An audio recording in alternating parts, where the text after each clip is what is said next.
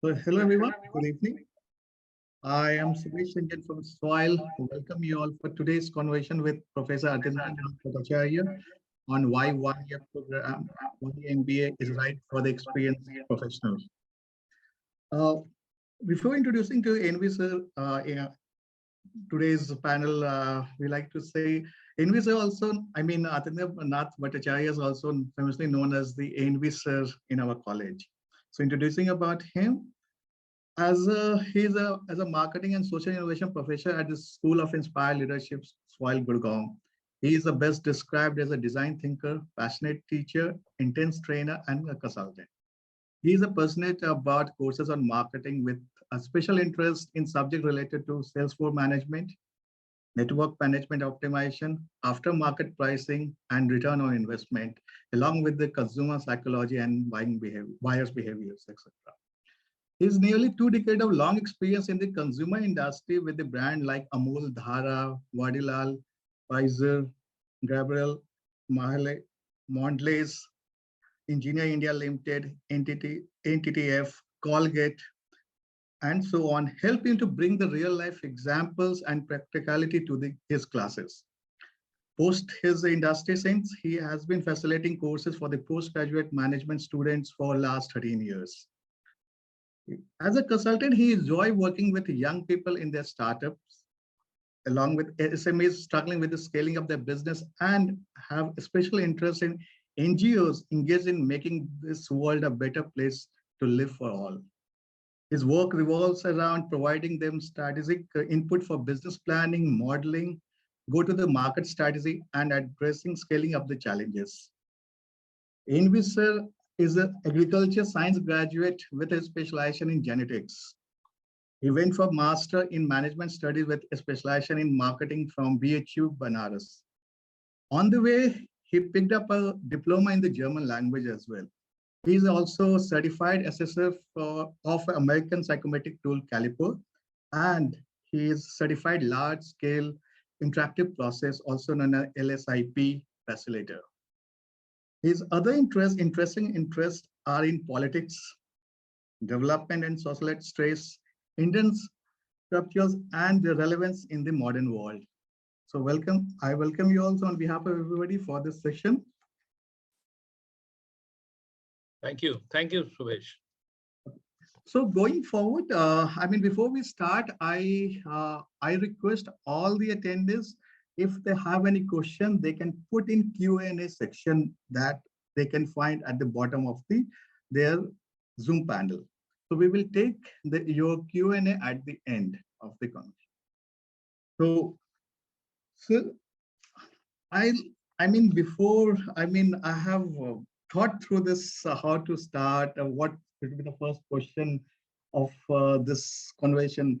So, I went on many questions, but I finally decided to go ahead with this. I have been in industry from last 10 years in the education industry.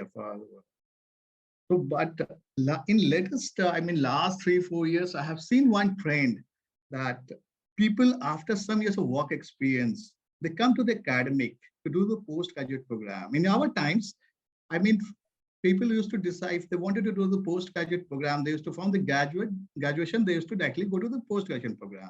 But right now, there's a slight shift in this. So what's your input on the same, sir, on this scenario? So, Subesh, thank you for inviting me on this webinar, and I'm so happy to see that there are 12 participants, also young minds who probably would like to listen to whatever I say. Just a small clarification, when you introduced me, you said that I had worked with brands like many names you have suggested. So I'll tell you, I have worked with 3-4 brands, that is Amul, Dhara, Vadilal, and rest of the brands I have been actually doing consulting for them. So whether it is Mondelez or Gabriel India or Perfect Circle, I have been doing consulting as a consultant there, and that has also given me a good amount of exposure to those companies and the way these companies actually work. So this was just for the clarification sake. I just wanted to say.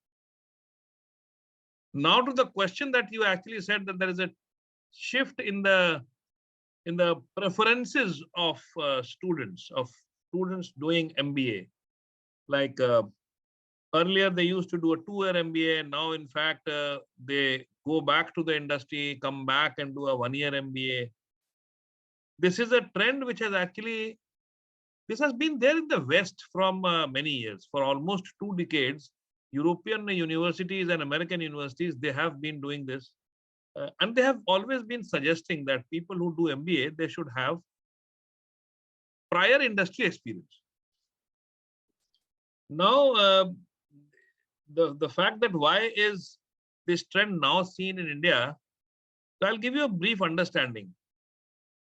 In our graduation programs, whether it is a B.Tech or a BE or a B Pharma or BCom or BA or even BBA, the students are basically given foundation knowledge about different subjects. They are not actually given the business perspective of any particular organization. So like, for example, if somebody is a B.Tech, he would actually know technicalities of maybe software, hardware, mechanical engineering or civil engineering or electrical engineering, but he would not be given any exposure as to how this particular knowledge can be converted into a value proposition, which can be then transferred to the consumers for a monetary gain. This is not done in the undergraduate programs. And only I think in BBA, we have some amount of exposure where students are taught about marketing, finance, and certain other subjects like entrepreneurship. Now, what does an MBA do? I'll tell you. An MBA program, whether it is a 2-year program or a 1-year program, they primarily look at, first of all, giving the students who are primarily not exposed to the industry, they give them a perspective of what work culture is, what organization culture is, what is a business perspective of any particular organization, and how does business run. So there are some basics of an organization, and then there's a 360-degree view of what are the different elements that a business entails. So whether it is basics of quantitative techniques, basics of economics, basics of organization behavior, psychology, and then there are specializations like marketing, finance, analytics, and various other subjects like human resource management and organization development, which are actually taught to them. Now, when a fresh student, fresh graduate comes out and joins an MBA program, he has to be given a what you call it, a bottoms-up approach. They are first of all told and exposed to the very fundamentals of how an organization is built. So this basic information is something which, in fact, since they are not taught earlier and they are not exposed, so they are expected to first learn the basics of organization, and then they move on to specialization. Now, what has happened is, of late, now students after graduation, they actually start joining organizations. And after they join the organization, they come back and want to do an MBA after 2 to 3 years. When they come back from the organization, after an experience of 2 to 3 years, they have a reasonably good idea about the organization culture, the work culture, how does the company work. They have worked in a particular vertical, so they know their vertical. Some amount of organization dynamics they're already aware of. Now, when they're already aware of certain things, then it is not necessary for them to, in fact, go back to a 2-year program, invest 1 additional year and understand those basics because they've already gone through. So a 1-year program becomes more attractive for them. Why? Because they already have the basic grounding. Now, the only thing is they probably need to look at other aspects, which we will discuss subsequently in this webinar. Okay, so sir, you mentioned that after graduate, who join the workforce after graduate, they lag in the business perspective or holistic business perspective, which you mentioned along with others criteria like economics and others. If you're not coming from the BB or BBM background, but this is one reason, but if you can elaborate further, like what kind of challenges non-MBA working professionals faces in their work places nowadays, so they take this plan. So what are the other factors that you consider? You see, I'll tell you a very good question. You have said that what is it that a student, when he joins an industry after graduation, what are the challenges he faces or what are the difficulties he faces, which Yes. probably acts as a hindrance to his moving up the career path. Okay. The problem is anybody who joins an organization, he would like to move up the career path. Na? Yes, Now, sir, definitely. if he's aiming to move up the career path and suddenly find that, okay, I'm not moving up because I think I have something which is missing.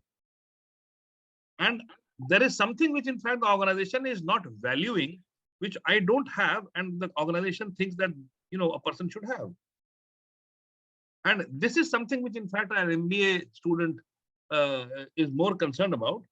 And I say that there are certain things which are difficult for a non-MBA to grasp immediately. Say, for example, people skills.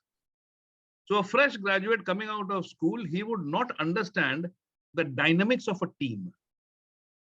How does interpersonal relations help an organization become more productive, or how does it make a team a high potential team?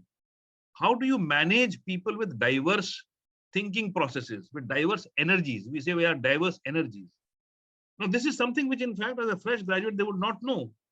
And when they join an organization, they are actually put into jobs which are very individual specific. We call them individual contributors.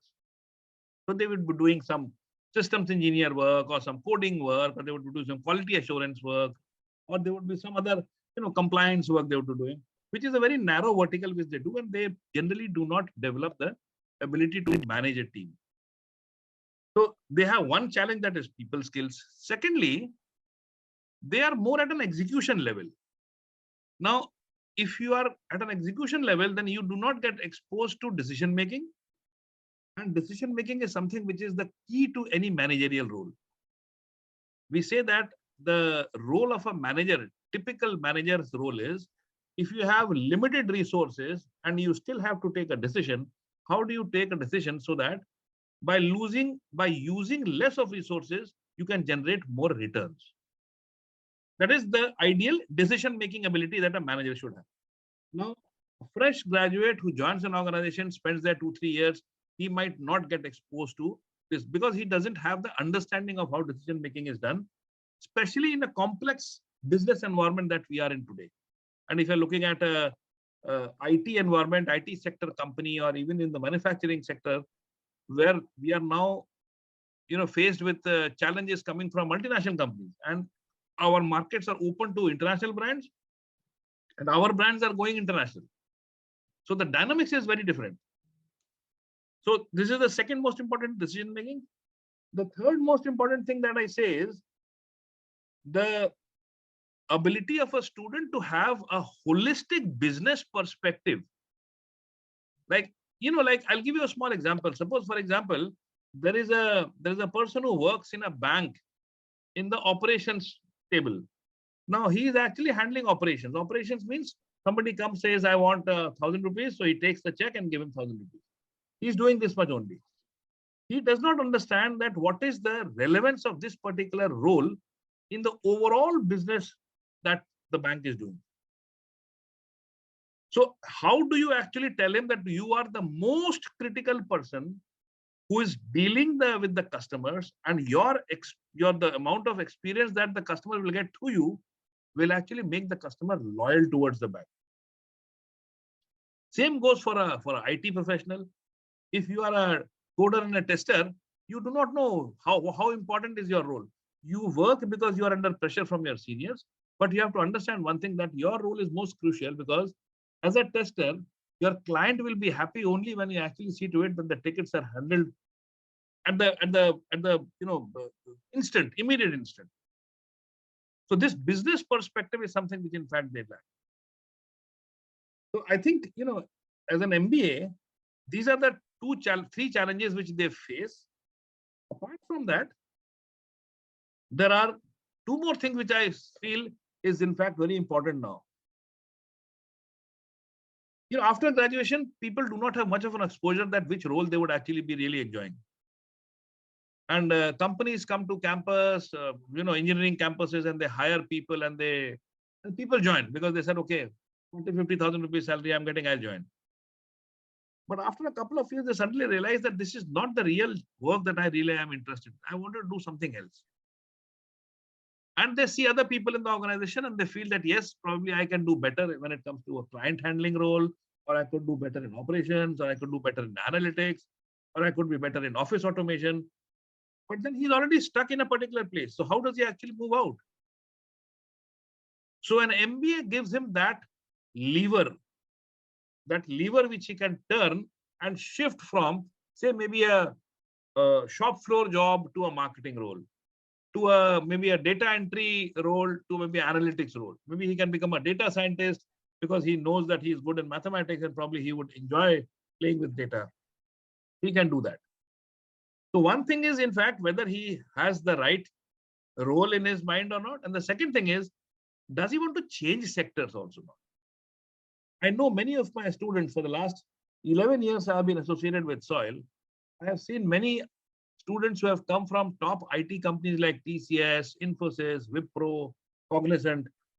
And the one thing that they tell me is, sir, I have joined this program because I want to get out of the IT sector. So I ask them, then how are you going to utilize your technical qualification that you have? Then they said, I would, sir, prefer to do something, say, for example, in analytics or something in office automation, or something to do with digital marketing, something to do with digital media. But I don't want to go back to that IT sector where, in fact, you are doing this quality assurance job or a testing job or a coding job. So I think these are two major things which are happening currently in the minds of young boys and girls. And that is why they also want to do an MBA. And a one-year MBA suits them better because they already have an understanding of the organization. So they just have to, in fact, choose the specializations. Yes, a one-year MBA also gives them exposure to the basics, but that is actually fleeted through. We rush through it because we know the students already have exposure to that. So, I mean, at the end, you mentioned that one-year MBA have this kind of curriculum which caters to the need. So I understand, sir, from your previous answer that you mentioned 3-4 points which normally challenges faced by the current generation, I mean, current working professional, which you have mentioned the holistically business perspective they don't have, or they like to climb the ladder in the decision-making positions they want to be in, or the people management skills. And lastly, you said disinterest in the current role or domain they are in and they feel stuck. So, I mean, at the end, you mentioned that one-year program have all this attribute to address this concern. So I like to, I mean, put this question to you, sir. So do you think that one-year program in management helps to reorient the student career for betterment? Yeah, actually, that is the right word that we have used. In fact, people, and in fact, I think, Sobesh, this is something which is a general problem with most Indians. We tend to do what our parents tell us to do. So, and our parents tell us to do something which, in fact, they probably could not do in their lives. So, somebody's father could not become an engineer. So, he insists that the son should become an engineer. And why engineer? Because the aunts, the mamaji's daughter is an engineer, the kakaji's son is an engineer. So the student or the child is under pressure. He wants to become an artist. He wants to become a singer.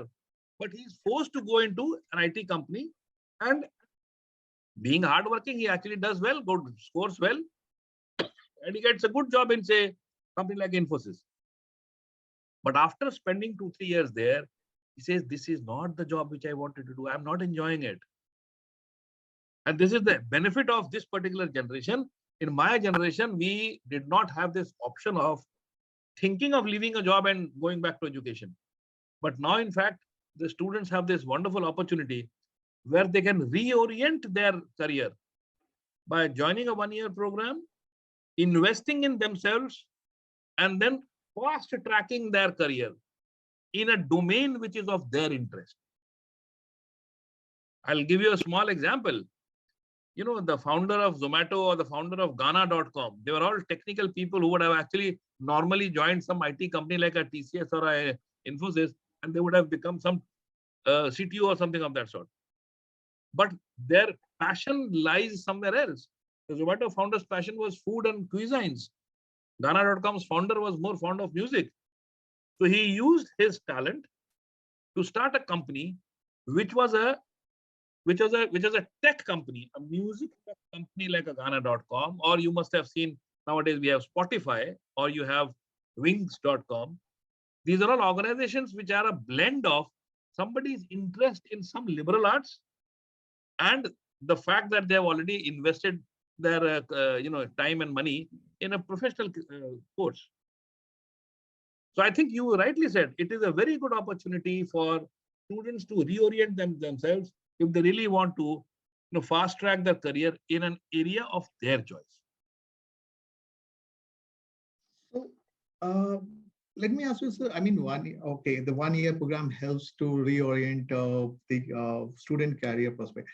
But I would like to ask you how this soil 1 year program, I like to be more specific to our soil institute, uh, is better equipped to reorient. Again, I'm using the same word. How soil 1 year program helping students to reorient their career for the betterment? What are the ingredients? In their program is there available? So let me tell you briefly.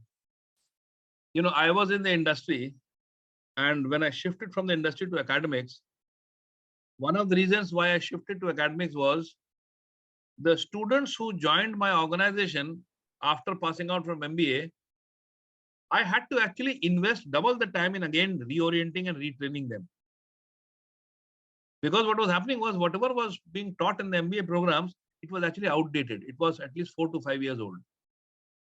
So when I joined Soil, the whole model of Soil was actually a unique model, and I hope many of you would actually know it. And just for the benefit of the audience who is there, the founder of Soil is Mr. Anil Sachdev. He is one of the tallest personalities when it comes to human resource development in India. He is the father of TQM in India. The Total Quality Management movement was started in India by him when he was heading another company called ECS, Asia Consulting Services. Now, when he floated this institute, the whole idea was how can the industry be brought together and how can the industry help in building an institution which can help solve companies' futuristic problems. Now, when I say this, I have to mention that there are some 32 top companies, multinational companies who came together and they have co-created this particular institute called the Soil Institute of Management. Now, when I say co-create, they have not invested money, remember. Money was not something which was important. What was important was whether these companies are willing to collaborate in each and every function of the institute. Like, I'll tell you, in the entire admission process, we were the first to, in fact, have one corporate person sitting there in the panel along with the faculty to take the interviews. So the consortium company starting helping us in selecting what is called the talent. We involved the consortium leaders to help us frame the curriculum. So the curriculum that you see, we are a non-AICTE, non-UGC institute. Now, we chose not to be an AICTE or a UGC program specifically because we wanted to be a highly agile company, which can respond quickly to the changes that are happening in the industry. So we said that we will actually be talking to our consortium companies once every year to find out whether our curriculum needs to be upgraded, changed, modified, some subjects to be dropped, some to be added. So they have contributed actively in helping us build the curriculum. Then if you look at the profile of the faculty, there is no point in actually getting faculty who are pure academics who come and teach you some theoretical stuff. We were more interested in getting practitioners. I do not consider myself to be an academic, 100% academic. I am primarily a person who is a practitioner, and I call myself a professor of practice. So I, in fact, have more practice experience than teaching academic experience. So when a practitioner comes and teaches, he actually talks about the application of the concepts that are being there in each subject.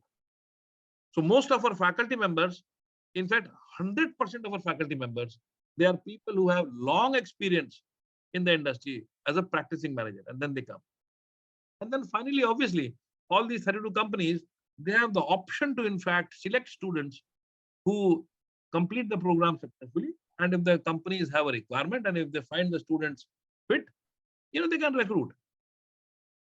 Having said that, more than apart from those 32 companies, there are more than 100 companies which come and recruit students from. So this is how, in fact, the consortium model was actually started. And we were the first institute in India to start this consortium-based business model, which has been really very successful for the last 15 years. Okay. That was very, descriptive on the role of the consortium companies.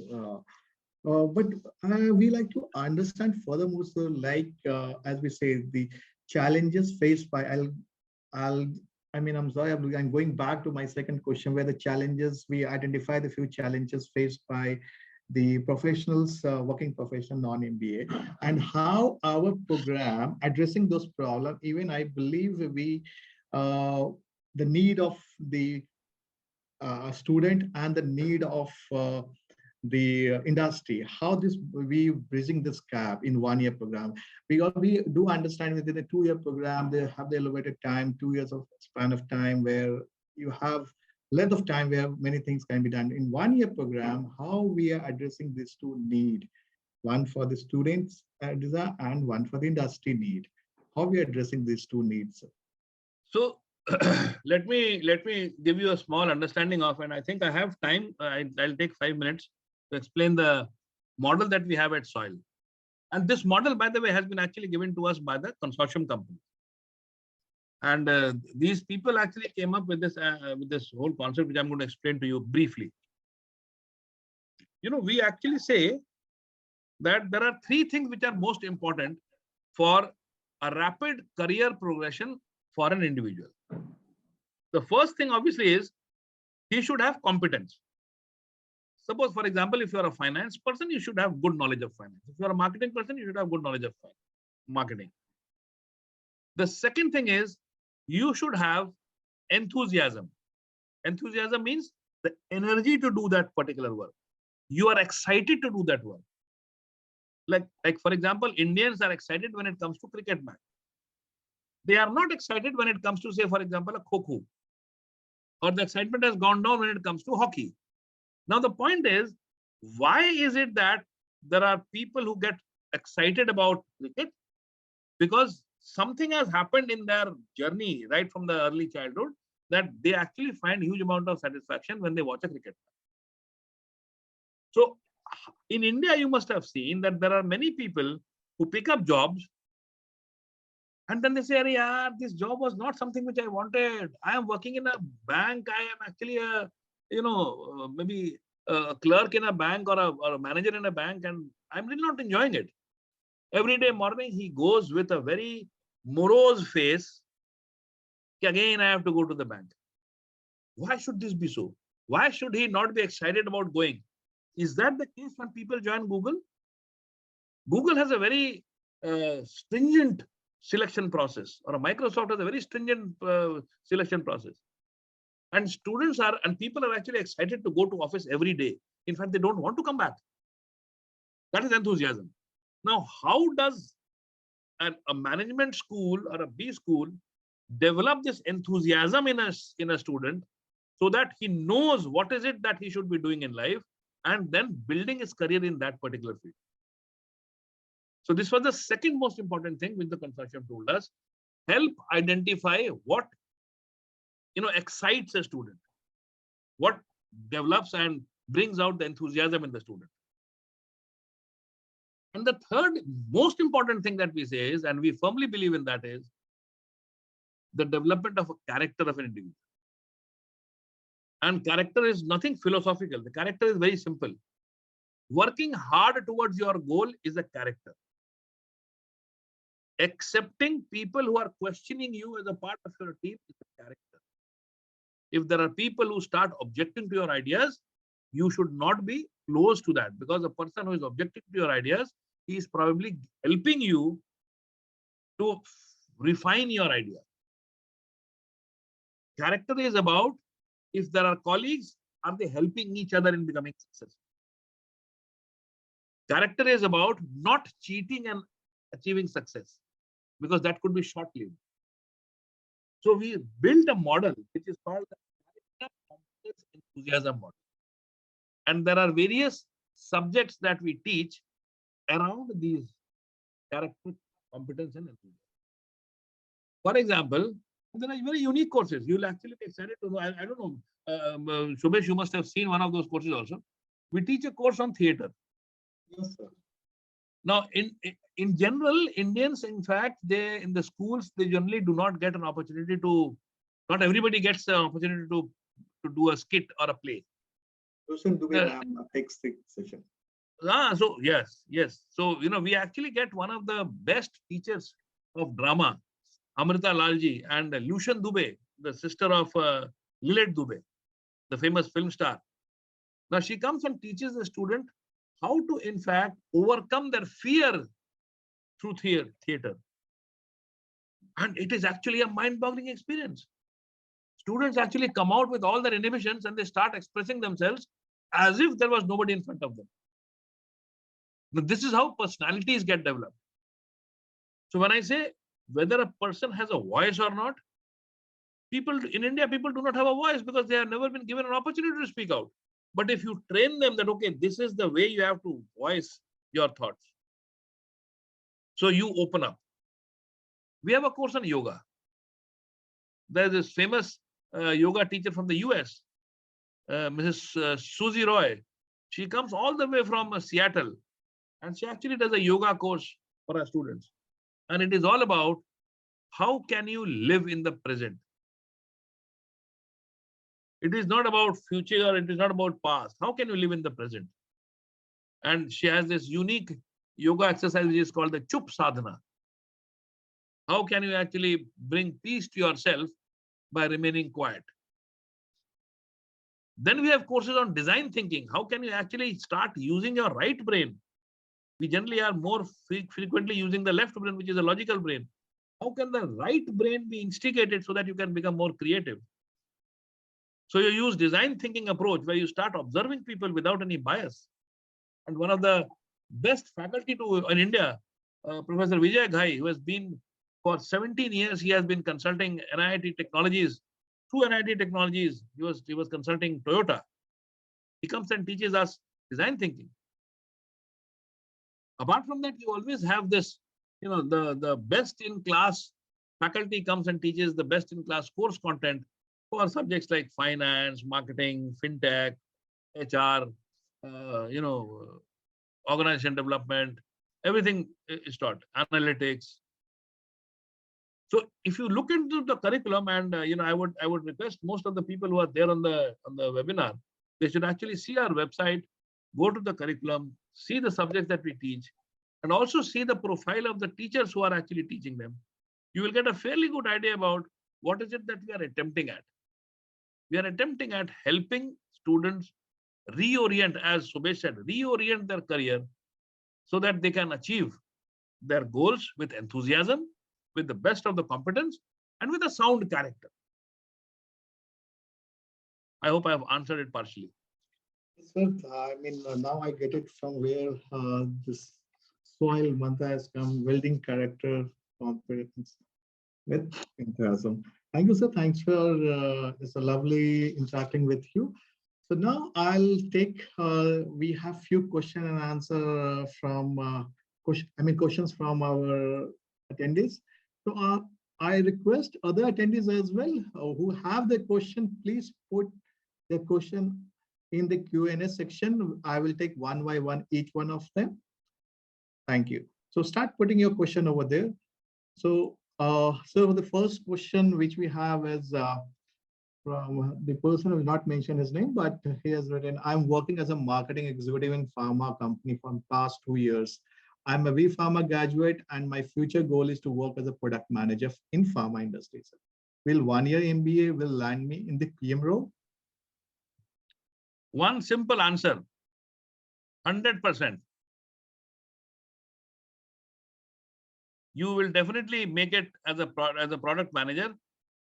subject to the condition that you understand the concepts of product management, how new products are developed, and what is the real meaning of product management. So as a marketing executive, you have got a fairly good idea about how, in fact, pharma products are sold. You have an understanding of the customer. You have an understanding of the customer needs. So if you want to, in fact, target the product manager, I think a one-year MBA will definitely help you reach that particular goal. Thank you, sir. So we'll take the next one. We have from Suman Ghosh. His question is, I am 35, having 10 years of work experience. Is it fine to go for the one-year program now? I would like to understand from Suman more, and maybe Suman can type more. Like, what is it that is motivating her to do an MBA now? What is the challenge that she is facing in her current role? If she can explain that, she or he, whatever. Okay. So Suman, please, elevate your profile furthermore. We'll come back to you later on your question. So but meanwhile, we'll take the other person question. Another one is from Ashish. Which have the more placement, marketing versus finance? Marketing versus finance. Well, Ashish, today, if you look into it, it is a difficult question, because in finance, it depends what sort of a role you are taking up. If you go in for investment banking, probably they are the most highly paid jobs that you have. And in marketing, if you go into roles where, in fact, you are a product manager in an IT company, there also you get a very good salary package. It is not about placements. I would say both the people get placements. And it is not about marketing and finance. I think as an MBA student, you should be viewing yourself. Where do you see yourself 15 years from now? If you see yourself as a CEO of a company, then you will have to be a master of marketing and finance both. And answering specifically, if you look at soil, I can tell you we have more number of students in marketing as compared to finance, because finance is definitely a much more difficult subject in terms of understanding. So just to give you a figure, we can say that 1/4 of the students actually join marketing, and 1/5 or 1/6 student join finance. So there are, say, 25 to 30 students in marketing, and there would be 12 students in finance. And as of now, if you look into it, both the roles, they have equal placement. I mean, sorry, this marketing finance is an individual choice, which I believed in earlier days in my life.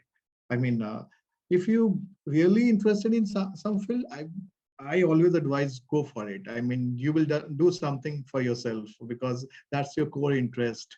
Yes. Because, for example, to gather information about the entertainment industry, I don't put myself in a difficult situation. I mean, it's very easy. I follow it, I believe, and that's where the marketing or knack comes in very easily to me, because this is where my interest is. Right. I don't find a hard time to read journals, articles, because I love to do that. So I believe follow your interest, it will do wonders for you. And so moving on, the next one has not mentioned his name or her name. His question is, sir, I'm fresh. I don't have any work experience. Just completed BA Arts Geography subject. Willing to join in PGPM HR. It is better to join in 2-year program or the 1-year program.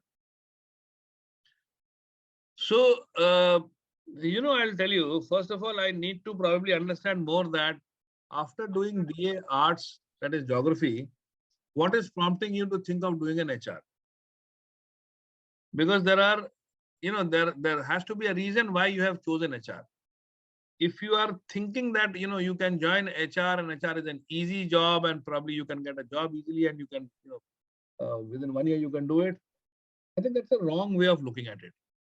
You should look at what exactly HR roles are offered, what sort of basic competencies you have, and whether you will enjoy the HR roles or not. Because HR nowadays has actually HR analytics, we have HR automation, we have industrial relations, we have recruitment and training, you have L&D, you have compensation benefit. There are many things which are there in HR. And it definitely will, we take in a 1-year program, we definitely take fresh, graduates also. But they have to be exceptional. They have to be exceptional in the sense means when you are sitting with people who have 3, 4, 5 years of experience, then you will definitely feel as if you are a kid in the class. So you will have to come up to the expectations so that you can match the rest of the sentiment of the class. Having said that, in a 1-year program, we have always seen that the freshers get the first jobs because their salary expectations is less and they are moldable. They do not come with a baggage. In the current batch also, there is one girl who is a fresher. She is the first one to get a job. Yes, that is correct. So last I year think also it was the same case. It's an individual choice. If you want to specifically remain in HR and you have decided on that, go in for a 1-year program. It will actually help you. Thank you, sir. So we'll take the next one. Somebody have asked, as we know, all the aspirants aspire for consulting role at the end of their master degree. How does SOIL help the student in achieving their goal? You see, one thing is aspiring to be a consultant. Other thing is to know what exactly it means to be a consultant. It is pretty glamorous to see that everybody is actually joining Deloitte, KPMG to become a consultant. Today, out of our alumni, at least I think 20% of our alumni would be working in the consulting domain. But they have all moved into consulting at a reasonably good level after they have invested good amount of time in the domain in which they are. So after immediately passing out from SOIL, if you think that you will actually join a consulting firm, I think it will not take you far. Rather than, it is always advisable, at least this is my advice, you should actually be in the domain and actually develop your expertise in that particular domain and then move into consulting. You can actually be in marketing, you can be in product management, you can be in IT sales, you can be in pre-sales. Today, the sales director of Accenture is our 5th batch alumni, Shiza Shakil. Now, she started her career after SOIL, she started her career as a pre-sales executive in HCL. Now, she mastered that particular role, and from there, she has actually become a sales director in Accenture, which is a consulting company. Now, when you look at consulting roles, so there could be consulting roles, can be consulting companies, or they could be business development roles also. So you will have to be very clear if you want to, in fact, move into a consulting company. Then there are many roles which you can actually pick up directly from SOIL also. So I would probably be, I would like to take this question offline with you sometime. That when you say consulting roles, what roles are you talking of? As a fresh graduate, you will not be given the responsibility of consulting companies. You will be put into roles which are more back-end roles, which is about preparing proposals, RFPs, RFQs, and like building the business pipeline. So those roles you can always get from SOIL. But that is not really what I would want an MBA to do. You should rather first be an expert in a particular domain and then move into consulting at a consultant level. That would be my advice. Okay, sir.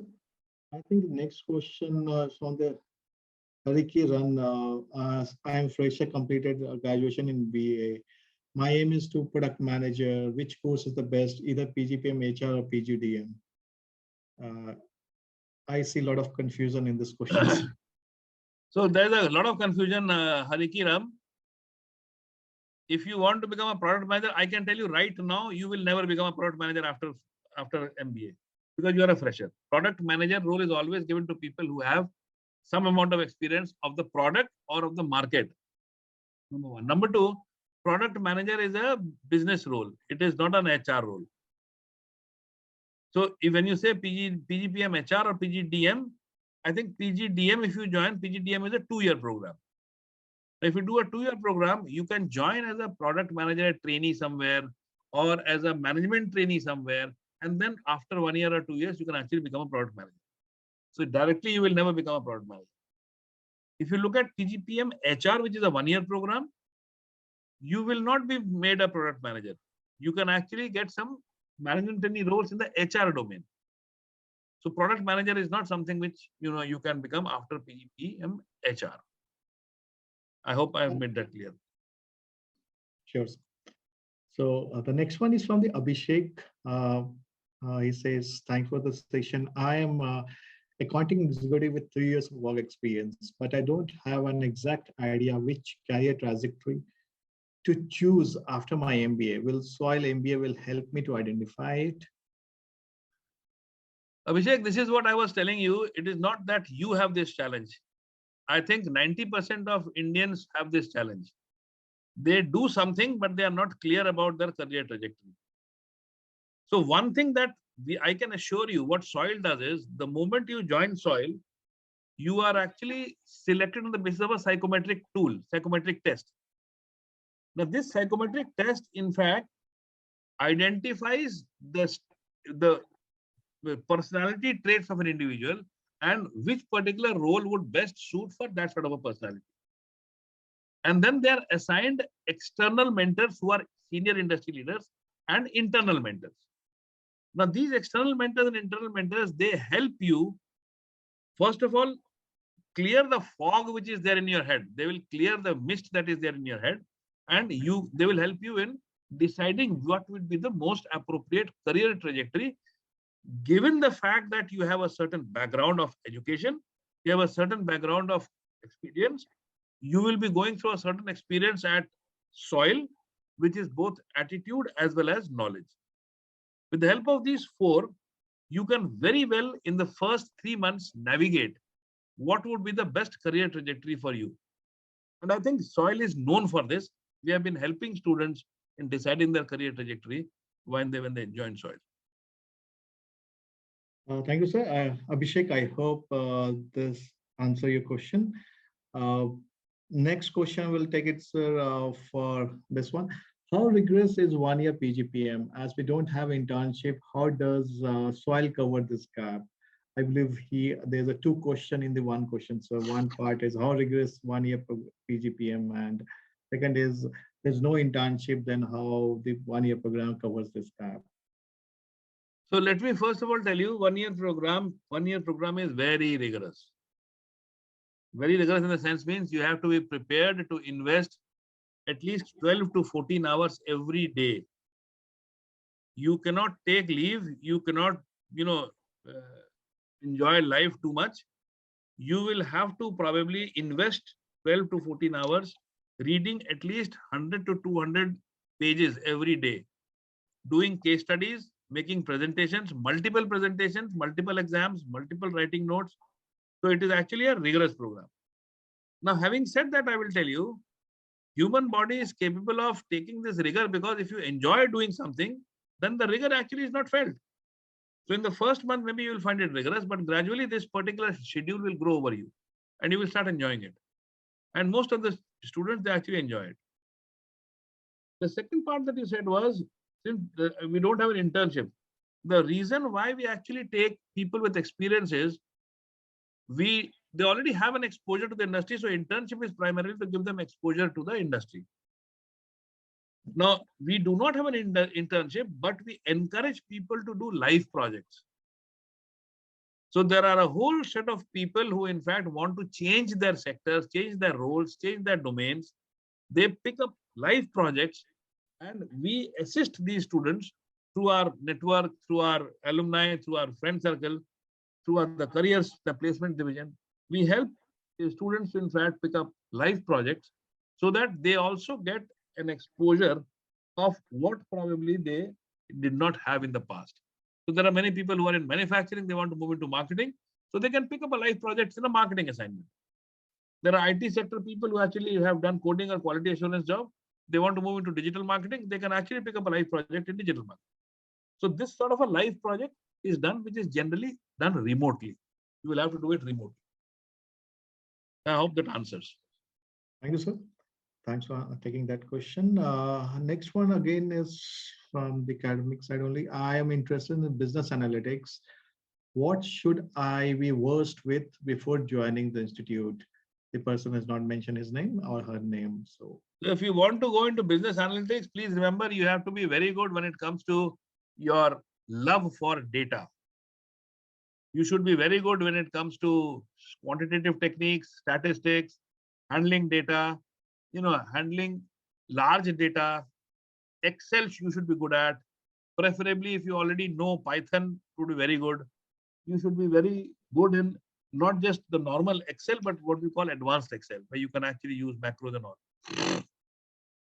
And otherwise, business analytics will actually, we teach some of the softwares also, so you'll get an exposure of that. So, but fundamentally, you should be good in, and you should love data and maths. Maths is something which is important. So, sir, can I add, you should be in love with data and the mathematics. Yeah. If you're taking the analytics. Yes. Yeah. The next one is, I am working with the Cognizant, wanted to do 1 year PGPM HR course. I have 6 months of experience till now. After PGPM HR program, what type of job that I can get? 6 months experience till now. You have just 6 months of experience in Cognizant? Till now, he's mentioned that till now. I am working in Cognizant, wanted to do 1 year PGDM HRM course. So you can, if you are looking at HRM program, you can actually move into, all the different types of HR roles which are there. So always aim at that. Say, for example, you can move into, talent acquisition. You can actually join an HR organization. Since you have worked in Cognizant, that means Cognizant is a large IT company. You can move into the learning and development division of L&T also. If you have interest in analytics, so you have HR analytics, and which is something which is very much in demand and it is very paying also. You can move into HR analytics.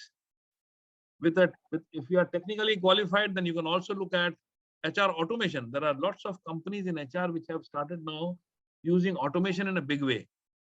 So like Zing HR or Hono AI, there are these companies who in fact have now automated the entire HR process. Even companies like Genpact, they have in fact automated many of their performance management systems.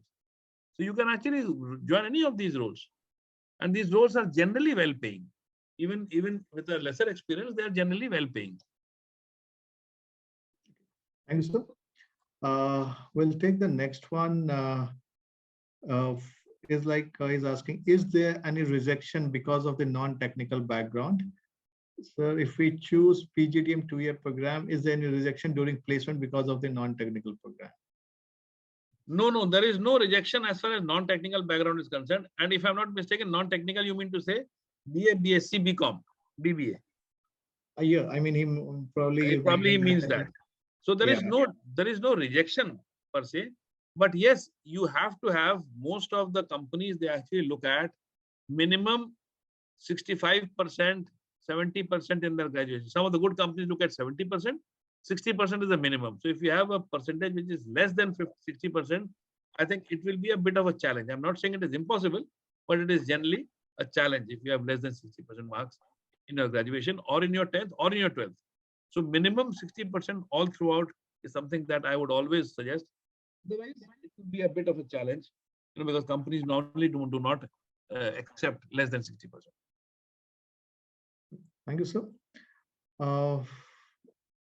One is Soil Institute is famous for which PGDM program? I hope he is trying to say PGPM program. So I'll clarify. Soil Institute has basically, we have 2 campuses. One campus is in Gurgaon, which runs the 1-year program, and we have a campus in Manesar which runs 2-year programs. So the 1-year program is, the 1-year institute is actually 15 years old, and the 2-year program is 4 years old. Now, in both these places, if you look into it, as of now, we have got all the 4 specializations of marketing, finance, analytics, and HR. And if you say is famous for which program, so I would say we have been uniformly famous for marketing, finance, marketing, analytics, and HR. These are the 3 teams we have been generally famous with. In finance, we do get students, but there are less number of students in finance that we get. As we're closing, sir, I mean, at 8, we'll take the last one.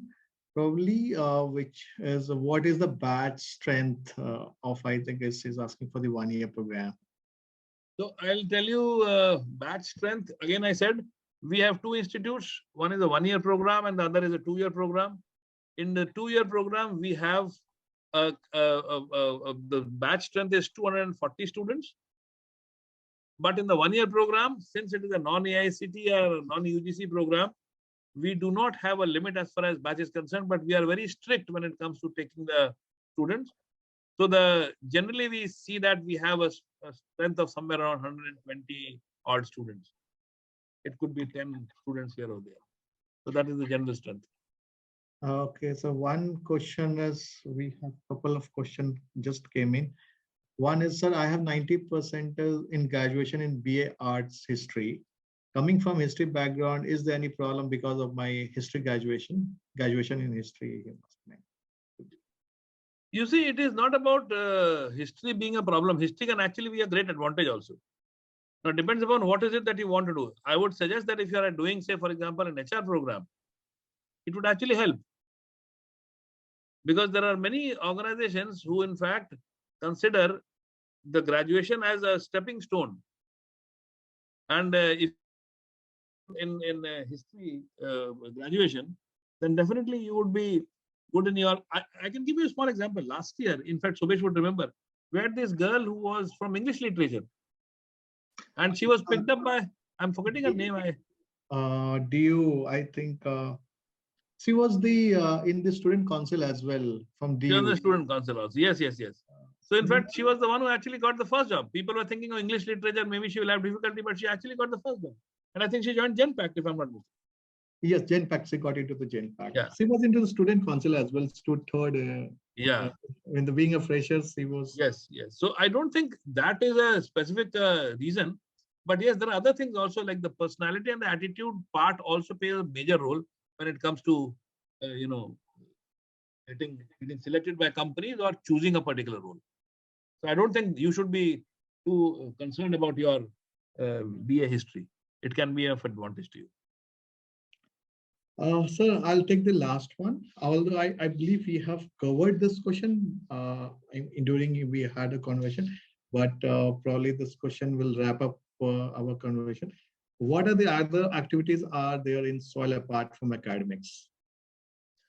So like I said, and this is for all those people who are still there on the show, we lay more emphasis and maximum emphasis on enthusiasm building and character building also.